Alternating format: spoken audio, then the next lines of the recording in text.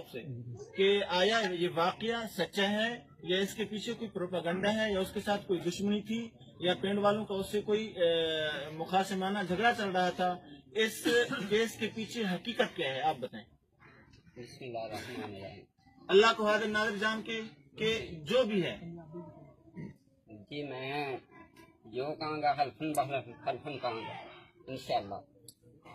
मेरे खेत च काम कर दियां सी औरतां, उत्थे ये वाकया पेश आया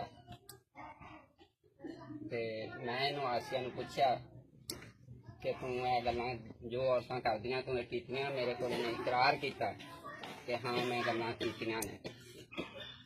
मैं क्या तू क्यों कीतियां ने? उन्हें कहा मैं अपने दीन दियां सारियां किताबां पढ़ियां ने, मैं सारा कुछ जानदी हाँ। ये की जानदियां ने? मैं सारा कुछ जानदी हाँ, ये की जानदियां ने? ते मैं हल्फन बहलफन मस्जिद खलो के कुरान पाक के सामने रख के मैं ये गल कहना कि मेरे को इकरार किया और इन्हें ये गल्लां कीतियां।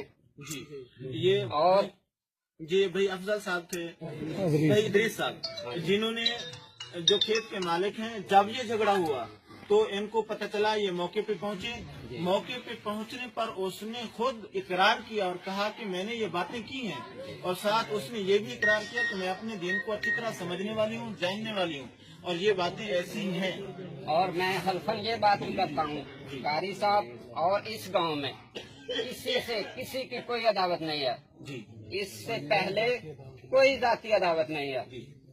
वो कितने पहले कोई 10-20 साल से पहले मेरा काम मेरे खेत में फालसा तोड़ती थी और भी काम करती थी, किसी से कोई मसला नहीं जी, कोई अदावत नहीं थी जी। अब हमें ये बात और मैं supreme court of chief justice of Pakistan साहब से इल्तमास करता हूँ, गुजारिश करता हूँ कि मैं हल्फन ये बयान करता हूँ कुरान पाक के सामने कि इसमें कोई शक शुबे की शिकायत नहीं है, कोई कमी नहीं है, जो है ये हक है और हम इस हक के पीछे जान देने को तैयार हैं इंशाल्लाह।